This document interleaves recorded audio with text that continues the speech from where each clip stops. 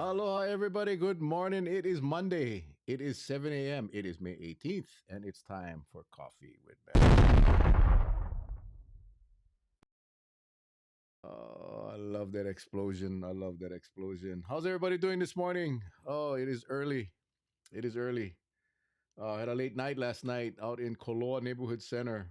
Amazing, amazing turnout, amazing crowd, amazing vibe. The momentum is growing. As you can see, I am excited, even though I'm exhausted. Woohoo! Good morning, Michael Cox. Thank you for joining us. Thank you for joining us. Yeah, yeah, it was a busy week. It was a busy week. Good morning, Raylene. As usual, always on, always on. Appreciate you guys.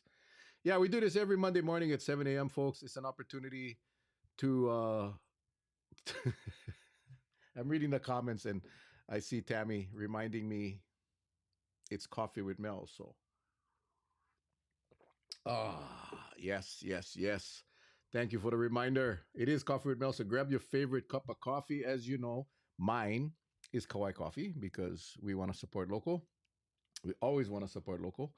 And Kauai coffee, by the way, is a pretty good coffee. So yes, grab your cup of coffee, sit back and relax, and enjoy the show. We got a lot to talk about. I want to catch some of you. Patsy, aloha from Houston, Texas. Patsy is in Houston, Texas, with my daughter Nikki, and she was supposed to be home on Saturday, this past Saturday, and unfortunately, my daughter Nikki had got into a car accident. She's fine. She got banged up a little bit, but she's recovering. Nothing major, and an unfortunate incident. Um, she got bit by a mosquito in Texas and had a terrible reaction to it. So she went to urgent care, and they shot her with a steroid, which requires observation before you release the patient. And they didn't observe her. They shot her in the butt. Not even discharge papers. Just okay, you can go. She got in her car, and I'm not kidding. 2 minutes later, she blacked out, took out 3 trees, and hit a median. And thank God she didn't hit anybody or anything, any other car. And thank God that she's okay. So Patsy's gonna hang up there for a few more days. Yeah, prayers are appreciated for Nikki, and it's so ironic that I was invited to Pastor Tom Yanucci's 30th celebration of Breath of Life, and he had asked me to say a few words, and it was timing couldn't have been better because it was obvious that my daughter uh, had some divine intervention that day, and I truly believe that things happen for a reason. And if Patsy had not been there in Texas at that time, her 2 little babies would have been in that car with her. So yes, crazy, crazy stuff. And I don't know where this thing's gonna go, but uh, yeah, I'm a little angry at the hospital, the urgent care that just sent her on her way without doing that observation period. But God is good, and God will heal her, and Patsy will be home soon. So love you, Patsy. Miss you for sure. Oh my God. Oh, it was cool. The I can do whatever I like in the house. I can watch whatever I like, and then about 2-3 days later, I'm like, no man, I miss my wife. I miss my wife. Come home.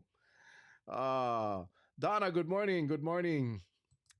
Yes, Tammy, and that's the other thing. We have events. Again, Patsy does all the work. She does all the preparation. She does all the packing. It's just like she sent me a list of things to do, and I'm like, how does she do this and work a full time job? So much appreciation for Patsy, and yes, she was definitely missed. We had a good time. In fact, she missed a couple of events, including the 30th anniversary at Breath of Life. Pastor Tom, love you guys.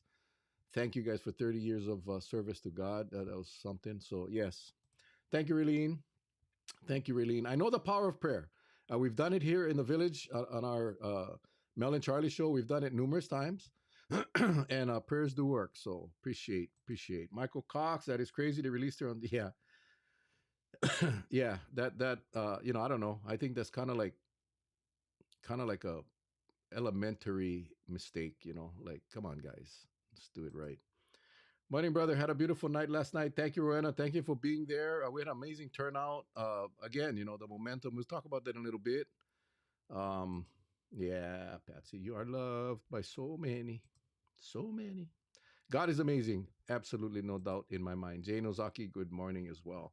Yeah, it's and I do have some questions that came in that I will get to, but I just kind of wanted to give you guys an update on the events of the last week. And we had a Kappa Business Association. Oh, by the way, for those that are new, if there are anybody new, it's very simple. You can call us in direct 808-645-0243. That'll get you right into the system, and we'll take your question live. Or you can put your question in the comment section, and please, if you do that, put a Q and a colon before your question, so it's easier for me to find, because these comments scroll quickly, quickly, quickly, quickly. And if you ever need more information on our campaign, mailformayor.org, please go check it out. There's a lot of information. Our events are all logged in there. You got some testimonials. You can also sign up to volunteer, be a part of this team. I'm telling you what, this team is growing. This team the momentum is unstoppable. I'll be honest with you. I'm excited. And yeah, so you can sign up to volunteer in any capacity. You can also make a donation, or you can even register to vote. So yes, yes, yes. Check it out, mailformayor.org.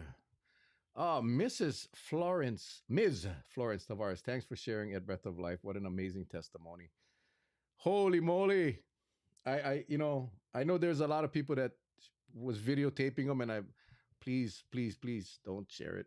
I I was very vulnerable. I Bottom line is I cried. But and I say this, and I'm not ashamed of my faith, and and Patsy knows this. She'll say, what are you going to say? I don't know. The Holy Spirit will say. I'm just a messenger.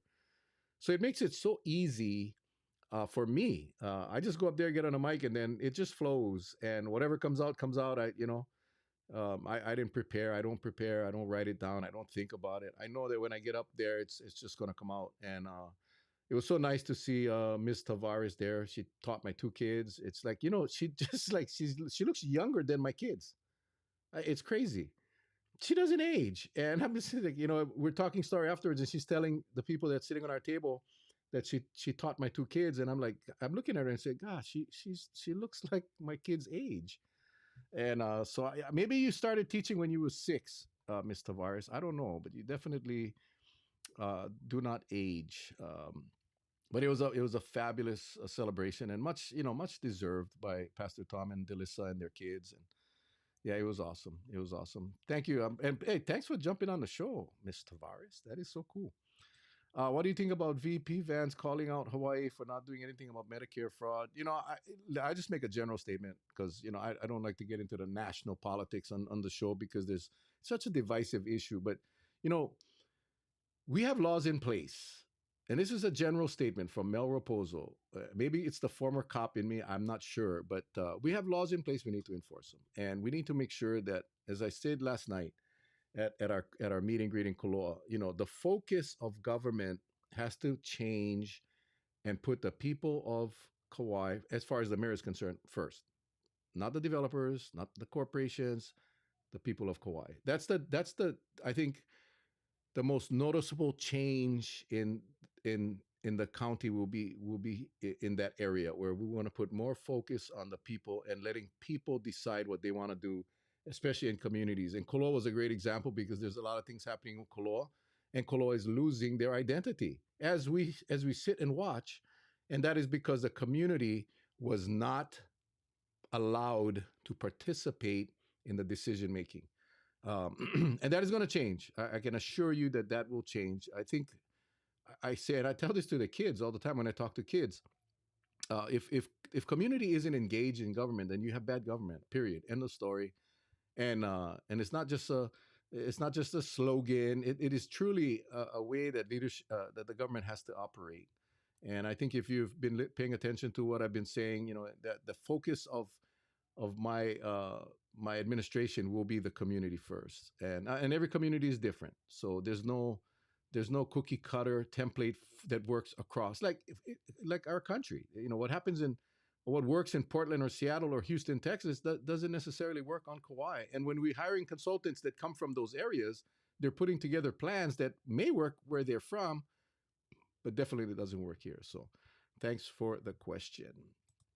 Do you know if the meet and greet with the candidates held in Kapaa was filmed and is available to watch? I would love to watch it. I did not see any cameras. I know that they live streamed it on KKCR radio. So if you go to kkcr.org and go to their archived section, you can listen to it on the radio. It was an interesting format. Everybody had 3 minutes to talk, and if you had they allowed one question from the public, and if you had a question, you would answer the question. If you didn't have a question, they gave you 2 extra minutes. There was a lot of people there, so it was a long process. But I got to tell you, I think everyone should get to at least one forum that will be happening, because that's where you learn about your candidates. I have been blessed at my meet and greets because I have an open invitation for any candidate running for office for Kauai. They're welcome to come to my meet and greets. It comes with no strings attached, and they get to come up and introduce themselves and share a little bit about what their vision is. And I don't know about you, Tammy, and whoever was there at or go to my meet and greet. It's so informative. You get to see these people, you get to meet them, and you get to hang out with them afterwards and talk story.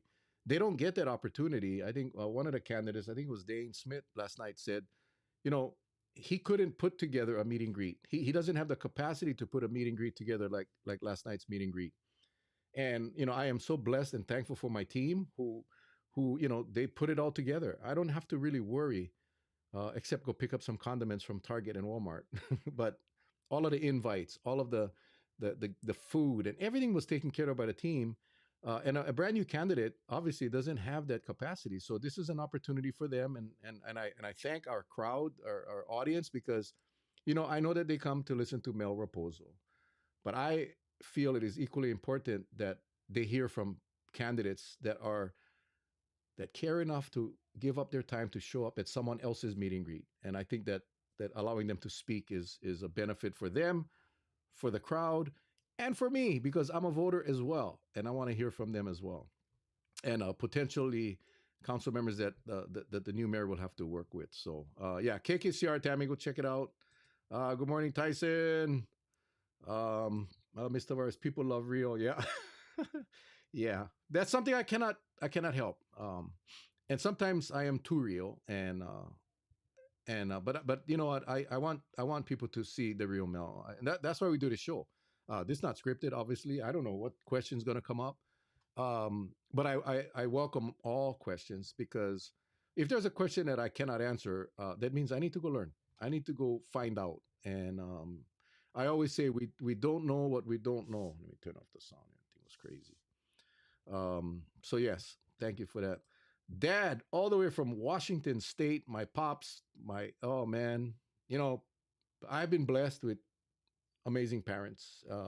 You know, in fact, yesterday somebody told me, "Gosh, looking at me from with the lighting or whatever," she goes, Mel, I see your mom.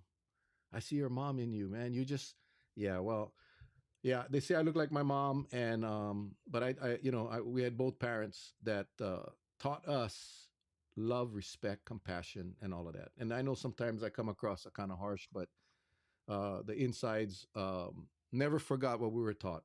I got a dad and a mom. My mom's no longer here, but that both would give their shirts off their back to help anyone. That is the God honest truth. So love you, Dad, and thank you for tuning in. Mark, good morning, Mark Pereira. Hey, my dad is on, man. You can shoot him a message. Dad, you remember Mark Pereira? And oh my God, we were kind of like cousins growing up. It's kind of crazy, kind of crazy. Alan, aloha, my man. Aloha, aloha. Can you bring to the powers that may be regarding the bathrooms in Kikaha? Already done, Tammy. Tammy texted me the other night. She was at a wedding at the Kikaha Neighborhood Center, and toilets were backed up. I mean, and portable. Anyway, yeah, yeah. That already sent out. Yes, Dad, Uncle Donald. I know my dad remembers you, Mark. I know that my dad, your dad, was so doggone close. I know my dad remembers you. I there's just no way he cannot. and my dad's still get all his faculties. So yeah, nah, no doubt about that. Yeah, yeah. So the Kapa Business Association forum went well. I thought the format was interesting, and yet we got to hear a lot of ideas, I guess, if you will, and I will say that the mayor we had six mayoral candidates, and I think if I go to a forum, what I want to hear is what a candidate is planning to do if they get elected. I'm not really. I don't really care about what they've done in the past. I mean, I am, but if you only got 3 minutes, man, you cannot be talking about what you did 20 years ago. I want to know, as a voter, I want to know, what are you going to do for me? What are you going to do for my community? And I want to know specifics. So, that's kind of how I target my message, because I know what I want to do. I don't want to be the mayor to think about solutions. Yeah, I've been doing this too doggone long that I really know what needs to be done, and I just need the opportunity to execute. I cannot do it as a council chair. So yes, and I got feedback from people that said, "Yeah, Mel, you're the only one that listed tangible solutions." And I mean, yeah, I know. I mean, I'm running for mayor because I want to fix what's broken. I don't want to run for mayor to talk about what's broken. I mean, I've been doing that for 18 years, and I want to be able to go fix it. So yeah, that was pretty cool. We did talk about the celebration of life. I mean, celebration of life. It's the 30th celebration of Breath of Life. That was amazing. That was so emotional. And then of course the meet and greet last night in Keka at Koloa. By the way, our next meet and greet. Let me pop this thing up right here. Puakea Bar and Grill. Puakea Grill, not Bar and Grill. Puakea Grill, by the golf course.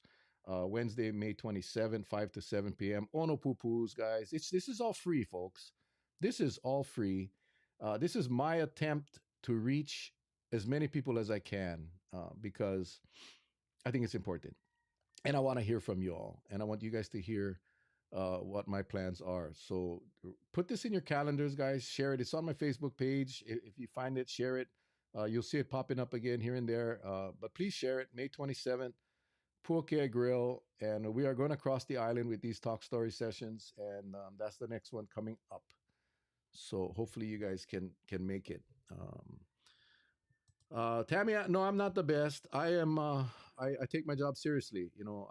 We had this discussion the other day where someone was like, "Oh, Mel, thank you so much." Blah blah blah blah blah. Listen, I don't expect recognition for doing my job.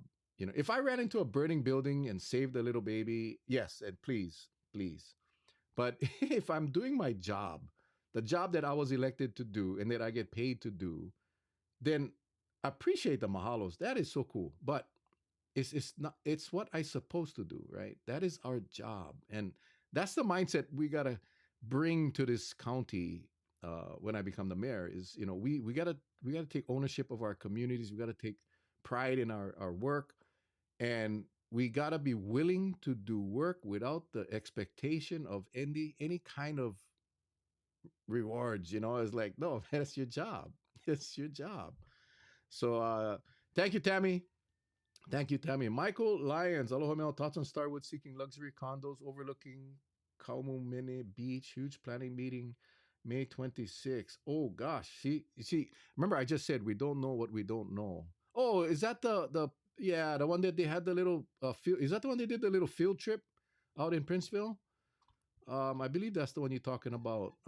Yeah, Michael, I haven't seen the plans. Unfortunately, I could not make it to Princeville for the site visit. I guess if that's the one you're talking about, I'm not really familiar, but um, yeah, I'd love to see the plans, Michael. Shoot me message me on the side, and let's talk about that. I don't know what the plans are, and but this is a great segue to my message last night at Koloa.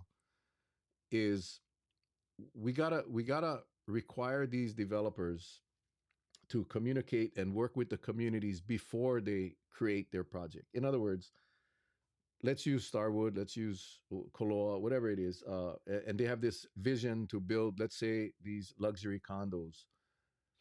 Before they hire planners and designers and architects and all as surveyor, they need to be meeting with the community to find out what the community needs are, what the community's hot buttons are, and then go into the design phase versus dropping the designs and the plans on the community after they've already been developed. I think the community input is critical, and it'll save a lot of heartache. It'll definitely, in the case of Koloa, it'll save some lawsuits.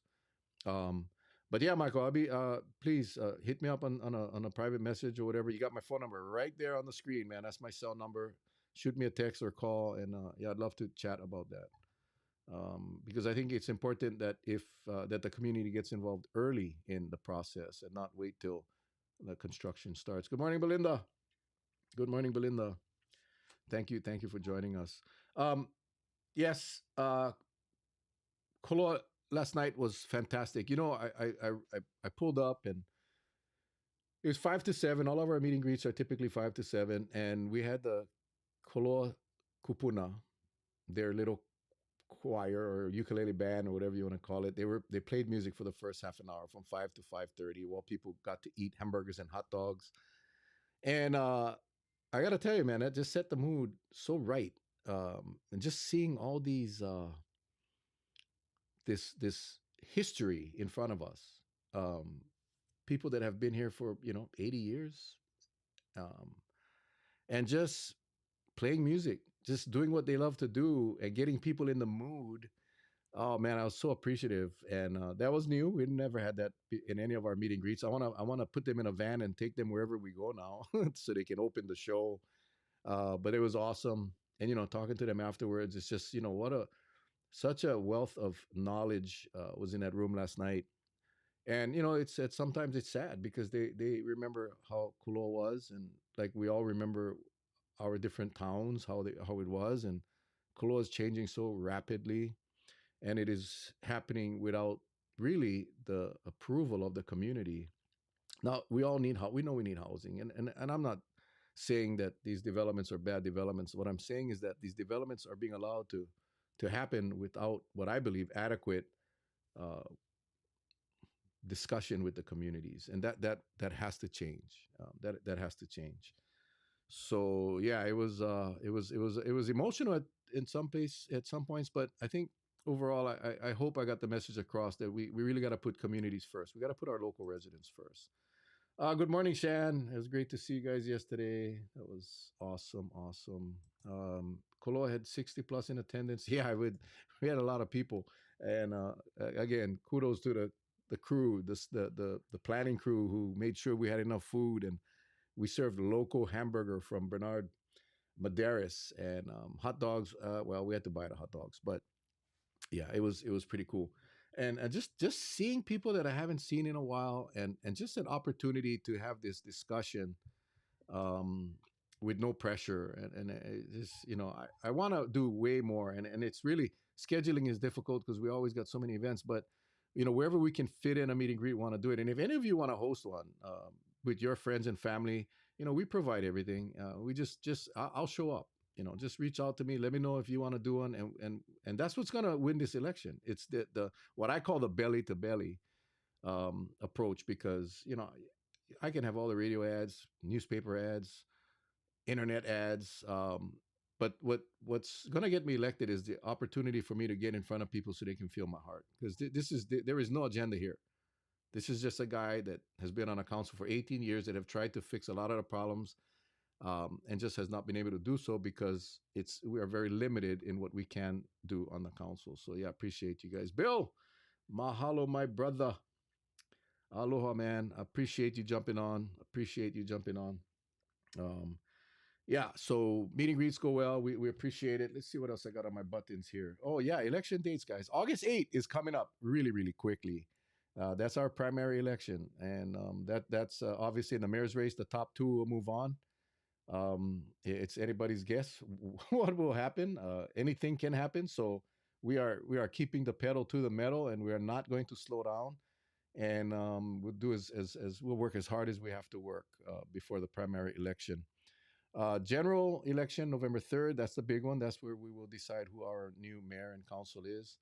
Deadlines to register, guys. July 29th. That is the last day you can register to vote. and general election October 26th. So make sure you guys keep these dates in mind. And ballots should be arriving to you for the primary election on July 21st. And if you haven't received, or if you don't receive a ballot by July 21st, please let the elections office know, because something happened. And I've been seeing a lot of posts on Facebook. Hey, I got 3 ballots. Hey, I got 2 ballots. Each one of our family members got 2 ballots and 3 ballots. If that happens, report it, please. Let me know. I have not formally heard of any, or I'm not saying this is not true, because I wouldn't doubt it. I will say though, every voter registration is identified. So let's just say you received 2 ballots in the mail and you voted twice and you sent it in.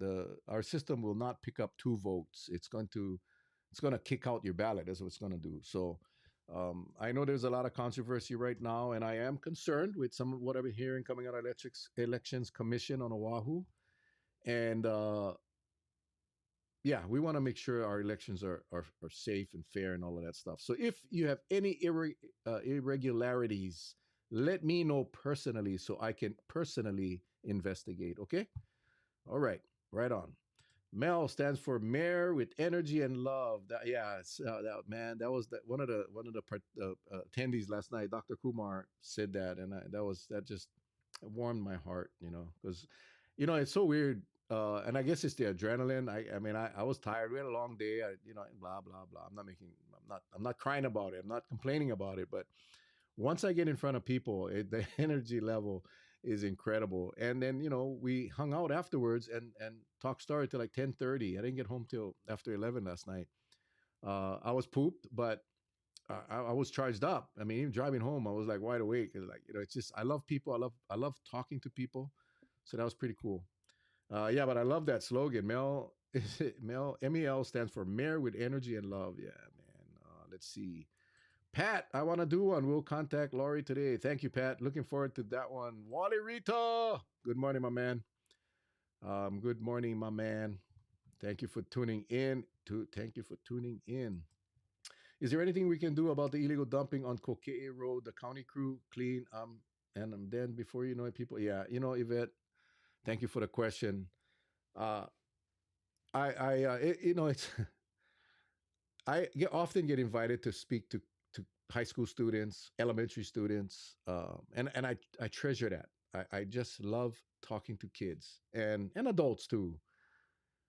But sometimes it's the kids understand better than the adults. We oftentimes blame tourists for stuff that we us locals do.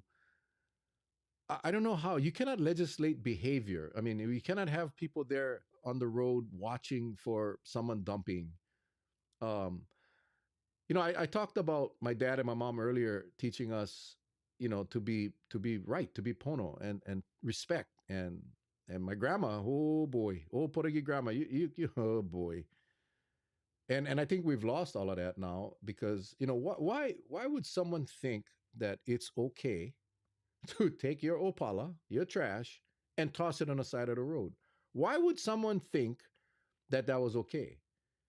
Why would someone think that you can just drop your rubbish or your car or whatever on the side of someone else's property?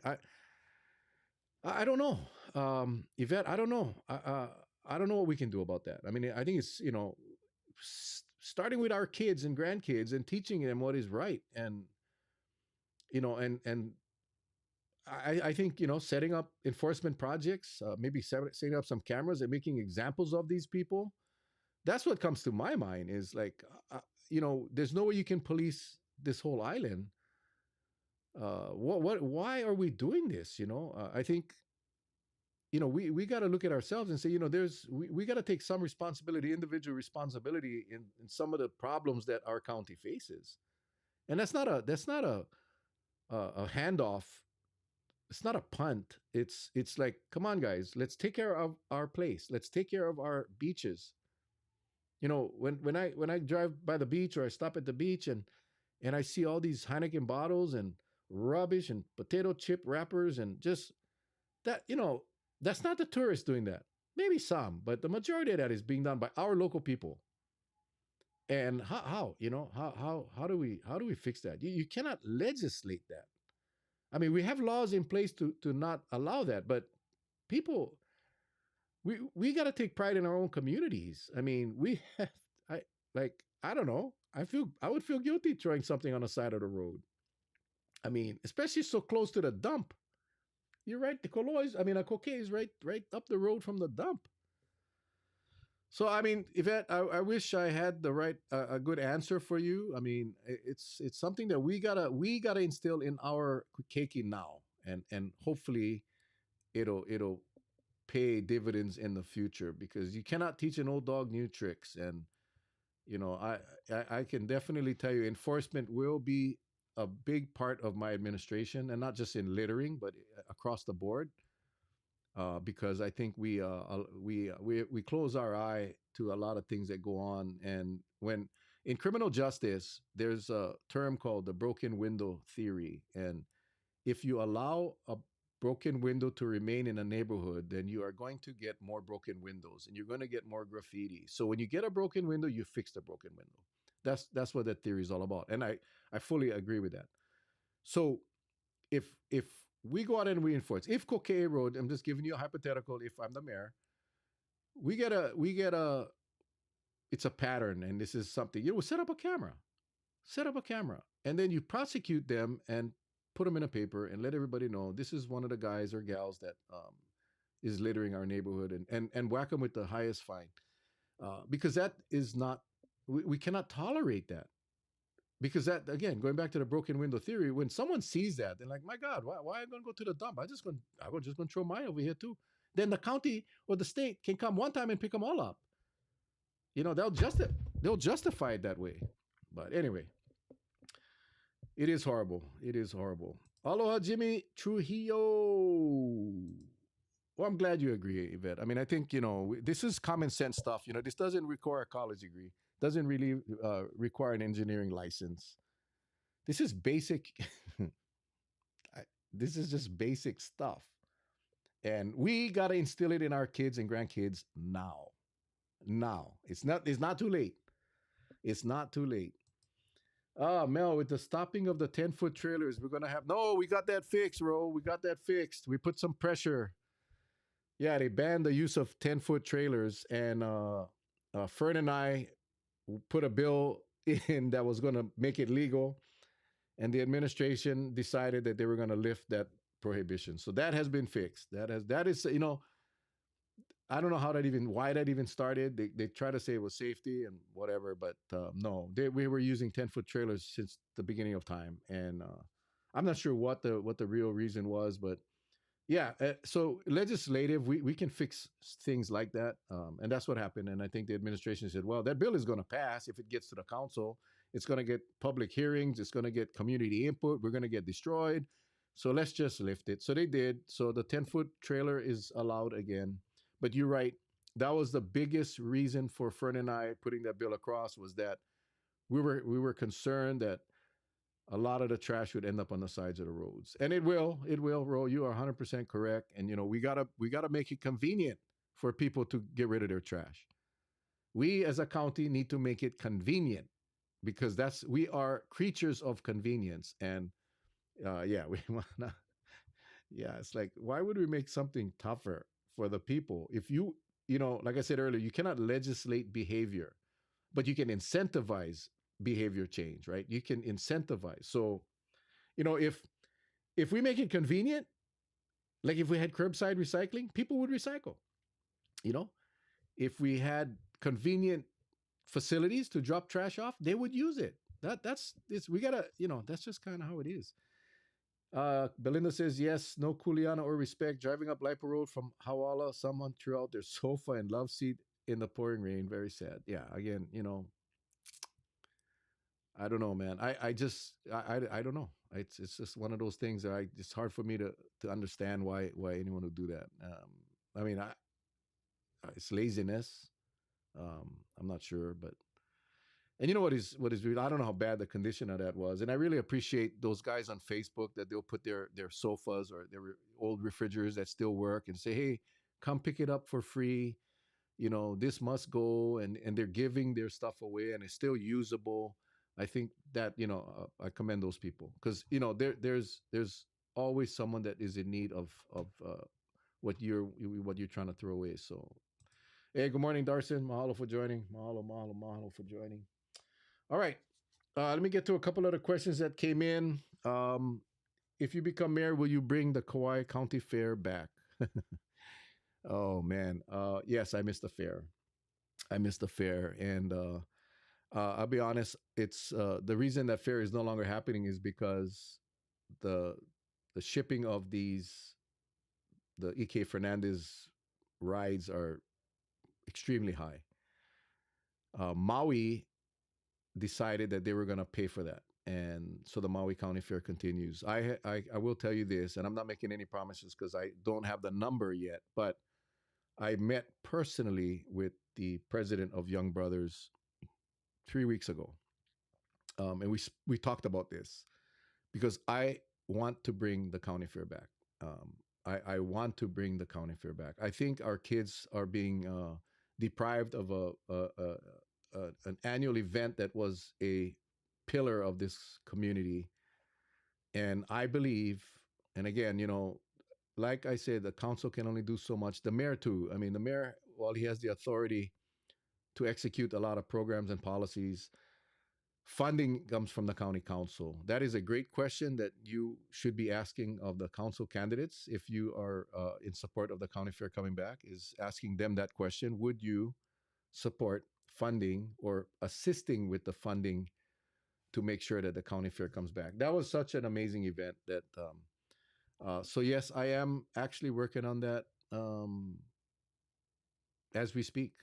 To be honest with you, I want to see that county fair back. And Maui's made the commitment that because it's so important for our ag industry, so important for our kids that go through that fair and gets to be exposed to that industry. I think I may have shared in a previous show that one of my plans, which will require a charter amendment, is to create our own Department of Agriculture here on Kauai, a county Department of Agriculture. I think Kauai is ripe for that right now. We have people in place that can manage that well, and part of that would be to bring back this county fair. So I hope I answered your question. I definitely support it. That was really a good fundraiser for a lot of nonprofits too. Absolutely, and it was just a good event. It was just. I went to the Saint Teresa Catholic School Carnival, and I went in a dunking booth, and that was the closest thing that you'll get to the county fair. But that place was packed, and the kids. I love kids, as you can tell, and that's what I look at the kids' reactions, and I see them running around the field, and I see them playing with each other, and it's like that is what Kauai is, and what a shame that carnival is in such a small area. If that carnival had a bigger space, they would have more people, and the food, the flying saucers, all of that cultural foods, and it just reminded me of how productive and powerful that county fair was. So yes, yes, yes, amazing opportunities for. I know we did all the malasadas for Pop Warner at the county fair. We made a lot of money, a lot of work. You know, I don't want to even after we do a county fair, I don't want to even look at a malasada. I don't want to smell a malasada. That raw dough is like, ugh. But we made a lot of money. And yeah, good point, Yvette. The other question is an interesting one. Bike lanes are incorporated to more road improvements by the county. On a bike lane to user ratio, can you say that it is warranted to have these bike lanes added to road improvements? Perfect question. And this is an answer that could be taken out of context and say that I don't support bike lanes. When we went through the bike path discussion many, many years ago, I asked a lot of questions. And because of my former law enforcement background, I was concerned about safety. So because I asked so many questions about safety, because I asked so many questions about maintenance, um, erosion, you're putting this right up on the beach. What's going to happen when the sea level rise, when we get erosion? And it didn't take long. I was the anti bike path guy.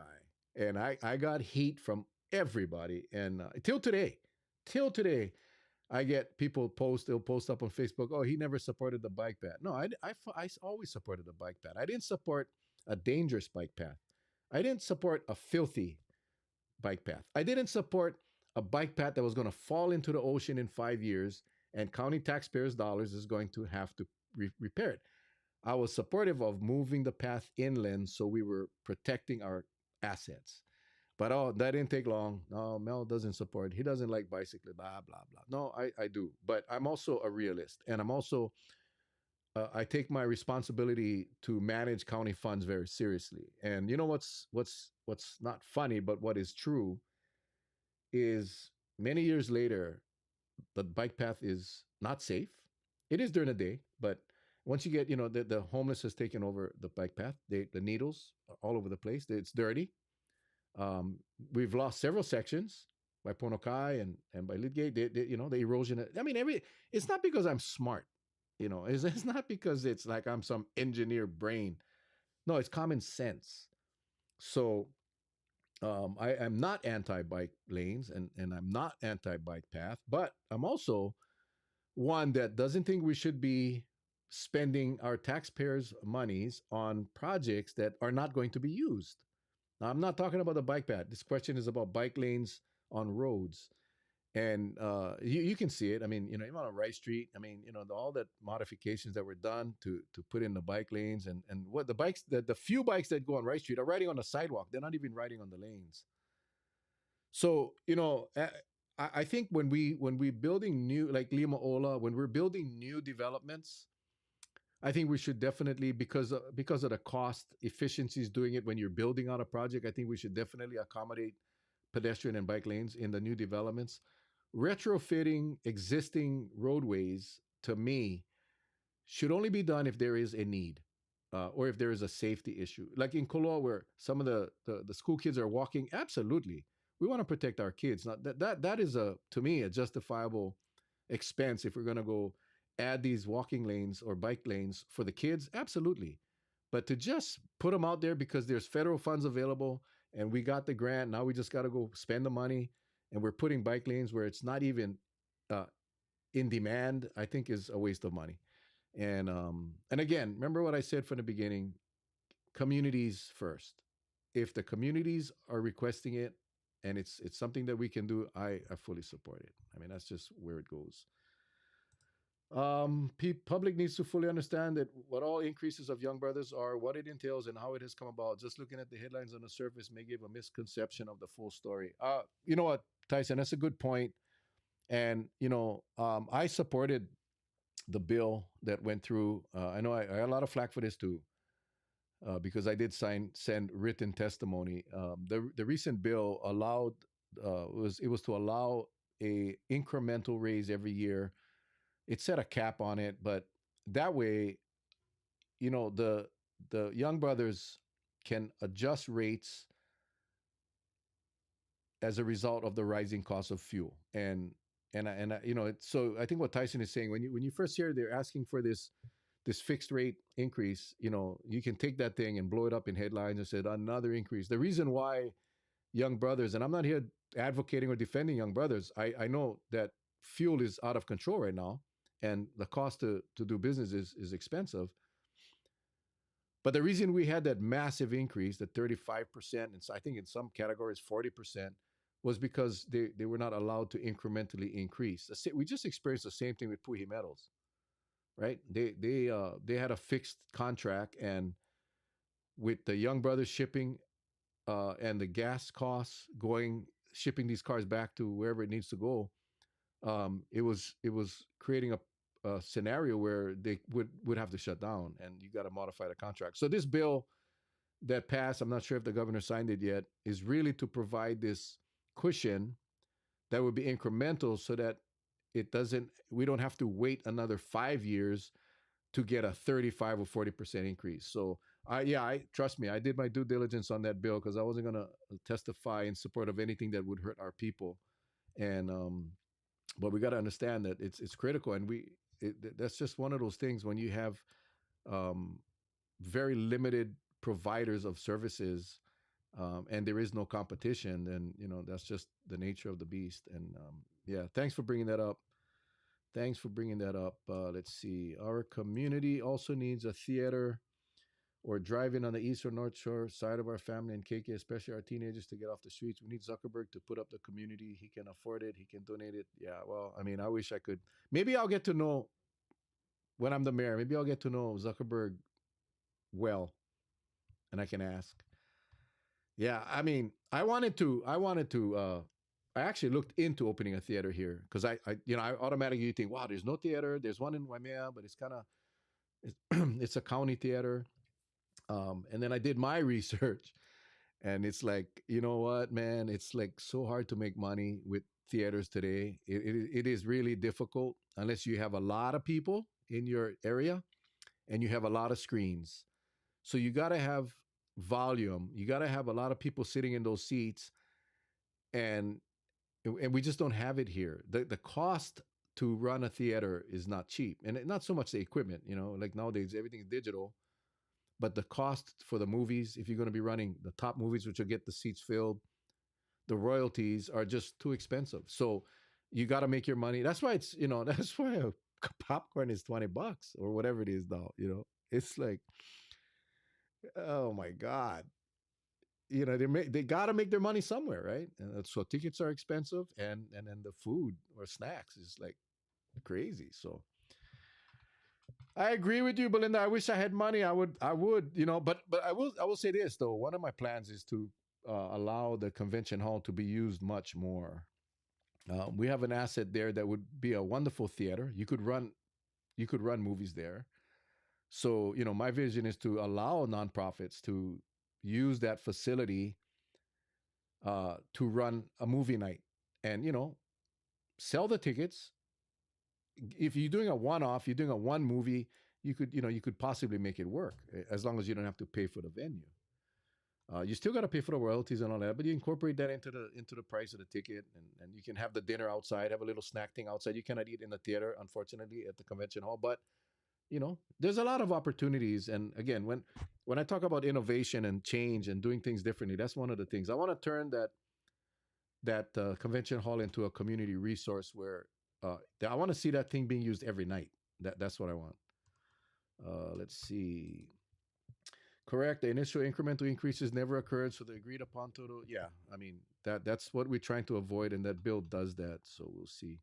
Any update on Cocoa Palms? The only update is that we are going into executive session at the next council meeting to discuss our options. Hint, hint, wink, wink.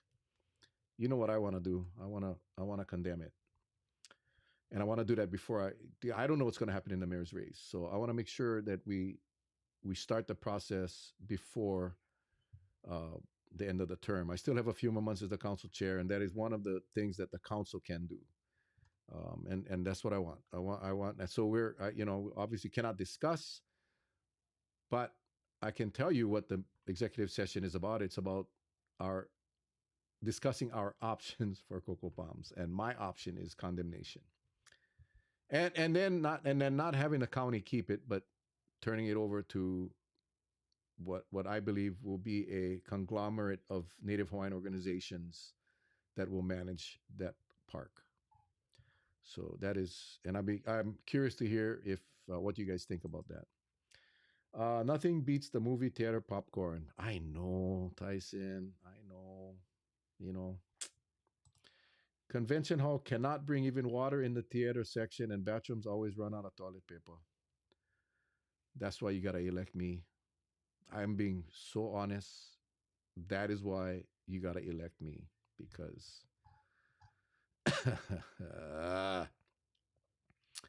oh God. Fern Anue Nue Holland. Thank you for joining us. Council member Holland. Thank you. I always appreciate when you jumping on. She's my partner in crime. I've worked with a lot of council members over the years, and it's just a lot of experiences we've had. When you get that go-to guy. Well, she's my go-to guy. Fern is smart. She's dedicated, and she's she's a go-getter. So, good morning, Fern, and thank you again for joining us. Agree on that, Coco Palms, and let us know if we need. Yeah, well, we're gonna need your help. Again, it's hard to say what we're gonna get advised by our attorneys, and I believe we have every right to do so. I believe that the value of Coco Palms, the property has diminished tremendously. Um, it doesn't include the DLNR leases that I believe was not renewed anyway. So their fee simple property. I believe that the fair market value, which is what we would have to pay if we went to condemnation, I believe is something that this county can absorb. And I think that once and for all, we can forget about that fiasco. You know, Coco Palms was an amazing landmark. Was it? I grew up at Coco Palms. My mom worked at Coco Palms. We spent our weekends at Coco Palms. We had free access to the kitchen. That's how close we were to that hotel. We knew the Goslat. We knew all. We I mean, we did it all, and the zoo, the everything. I mean, we were able to ride the canoe in the lagoon. I mean, we just everything. So when it got destroyed, I was one after Iniki, and when I was very supportive of rebuilding that parcel and that property, and as time went on, the changes that were being proposed by the old buyers, and then the new buyers, and then the next new buyers, slowly by slowly, it wasn't looking like Coco Palms, and I've had enough. I've gotten duped by two sets of finance people that own the properties. I'm not gonna do it again. And you know we gotta do something, and we gotta do something now. Coco Palm should be a historical site if it as where the yeah, you know, Troy, that is what I think people forget. I think a lot of people remember Coco Palms and they want to see the Coco Palms. Maybe Elvis will come back. I don't know. But what they totally forget, or maybe they just don't know, is the historical, cultural significance of that area. And that is where that has to be in the front of all discussions. Not. Oh, by the way, you know, Ali used to live there. No, no, no, no. Ali used to live there. That's why we got to preserve this. We need to preserve this so that we retain that cultural significance. Thanks for that, Troy. Because I think we honestly, I think everybody's chasing the dollar and we forget it. I mean, like, my God, can you imagine just for a minute going to New Mexico or Arizona, you know, go to a Native American tribe, Native American community, and just talk about destroying one of their cultural sites or building a resort on their cultural sites. Imagine. Yeah. So why are we doing that here? No. See, I get blood pressure issues when that we talk because you know I know what we were promised and it didn't happen. And Coco Palms deserves. I shouldn't even call it Coco Palms. That land, that parcel is the people deserve to have that as a cultural resource. Grace Goslander would like to have his go side and share that. Yeah, yeah. You know, I think thank you for sharing that too, Cindy, because that is so true. You know, the Goslanders were good people. Grace, you know, again, you know, personal friends of my mom, and uh, oh, Marlene, I didn't know that. I didn't know your mom worked at Coco Palms too. I think a lot of people's moms are probably grandmas and grandpas now. Yeah, I had uncles. I had so many of our family members work there. All the bones all the bones that were removed tells a story. Indian burial sites were sacred. Yeah, absolutely, absolutely. Oh my goodness. You see that the issues that we face on this island, and I think you know, and I'll wrap it up because it's already we got about 7 minutes left, and I got to head out to Collar Hill right after this, and but I think the whole message I had last night with Koloa and with the people from Koloa and really at all my meet and greets and my message to all of you is very simple: is we got to put community first. We got to put the people first, the people of Kauai first. And I mean that, and I think that has to be the standard.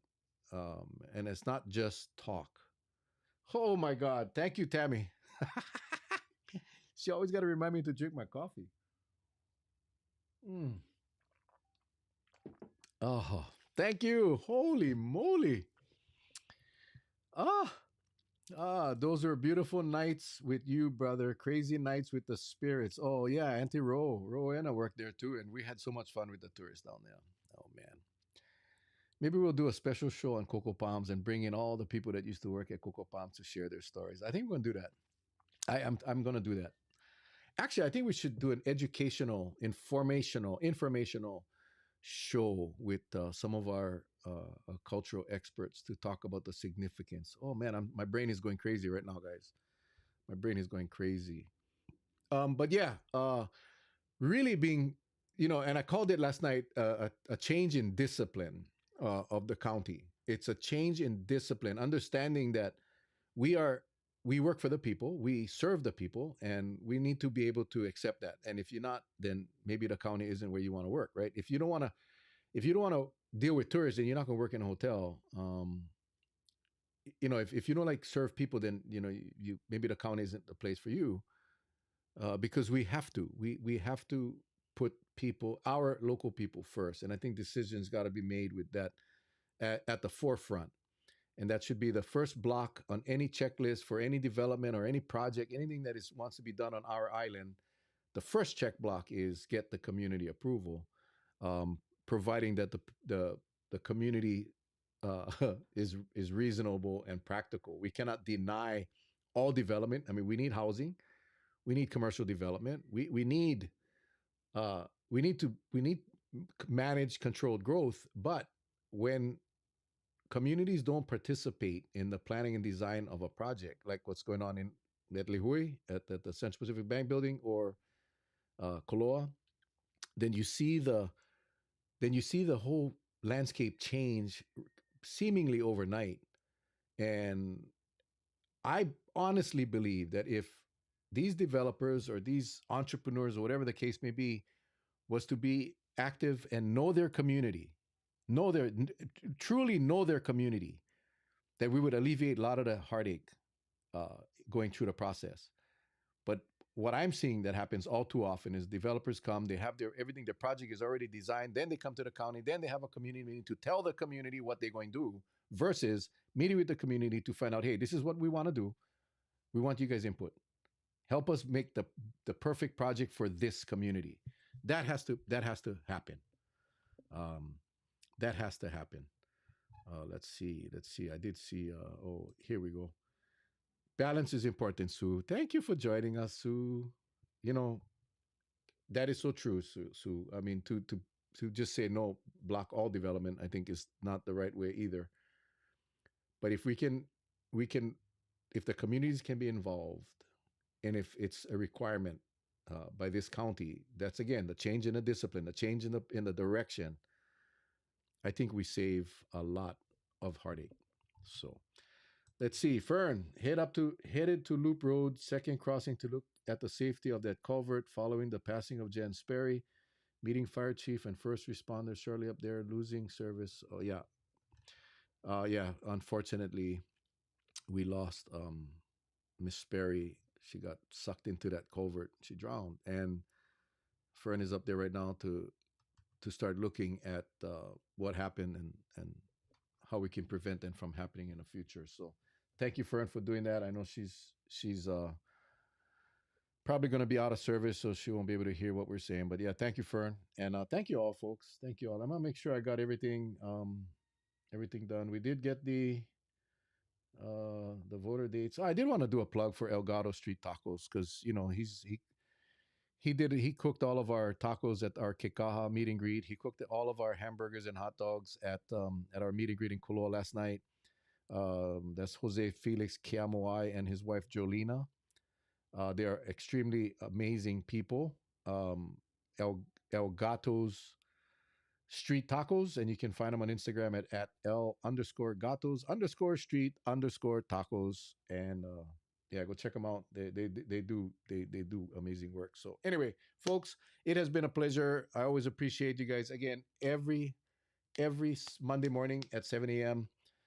Coffee with Mel, and this is really your time to ask me what you guys want to ask or whatever. Talk story.